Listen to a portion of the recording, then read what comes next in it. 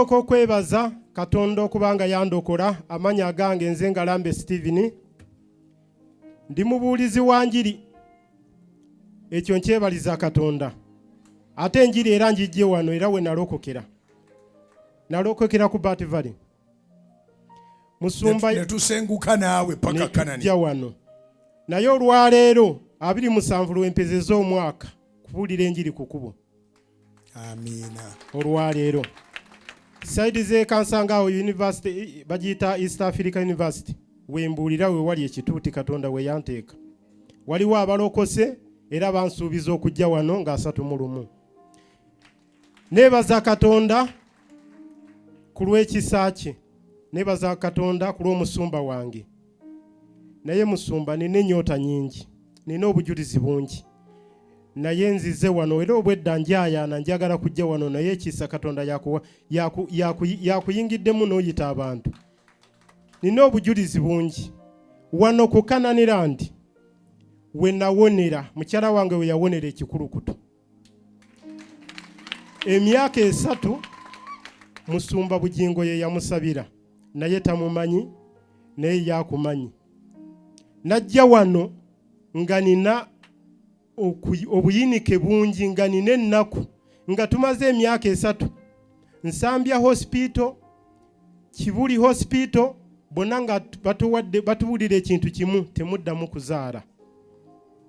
Bwe twafuna oba Mukama nyambe nfune chance ku Sunday nzije ne mukyala wange n'omunyago gwe nanyaga Setaani.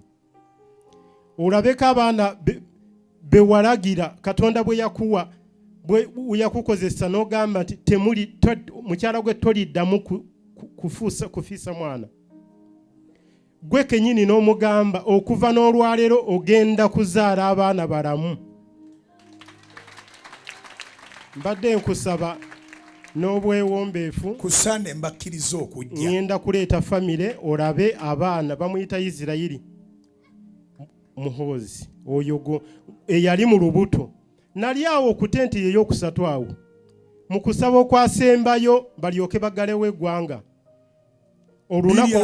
Olunaku lwasembayo lwennyini enjiri yabiyingiremu Katonda yagiyingiza wange mu maka mu famire.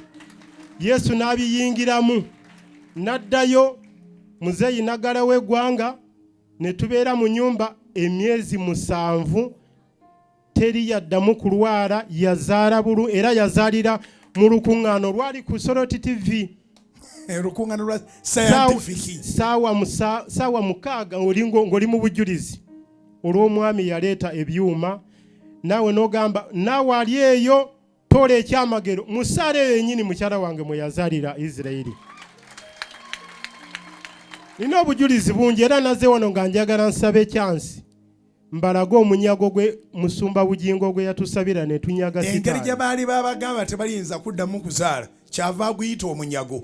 Abaana be yabanyagaye wa Setaani na era ebbaluwa eddwaliro lye lyali lituwadde nakwata ebbaluwa eyo ey'okugyamu olubuto olwo nenjireeta wali nempandiika mu katabo. Ebaali bagana oli mu luveemu. Yes.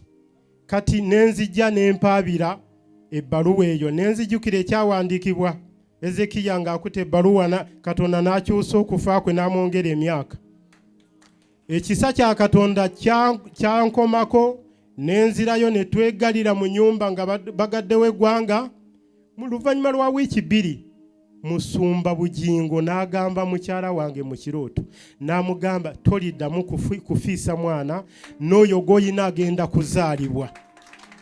Kati yakamuzaako owokubiri ayina abaana 2. Mwamuzizaako emirundi bulungi.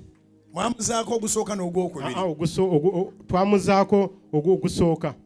Oyo yazaalibwa ne tuzaako omulala Eriya Mukisa. Bali 2. Yita abantu. Yesu yeebazibwe. Wondabira wano nja kuwa obujulizi era eyo ku kyalo bampita taata bugingo mutabani wange bamuyita bugingo naye waliwo ensonga nja kujoogerako. Mpita abantu b'Ekansanga bonna ewakiso gye mbeera bonna mbayita mujje mu bungi mujje mu kima amafuta mujje mu kima ebyamagero ekitiibwa n'ettendo biddire Katonda.